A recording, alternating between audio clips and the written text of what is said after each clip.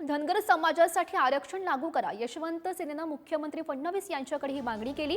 शिंदे समितीचा अहवाल तातडीनं स्वीकारण्याची ही मागणी त्यांनी केलेली आहे। उद्याच्या मंत्रिमंडळ बैठकीमध्ये धनगर आरक्षणाचा निर्णय घेण्याची मागणी सुद्धा यशवंत सेनेकडून केली गेली आहे। धनगर समाजाला नॉन क्रिमिनल मधून वगळावं असंही त्यांचं म्हणणं आहे।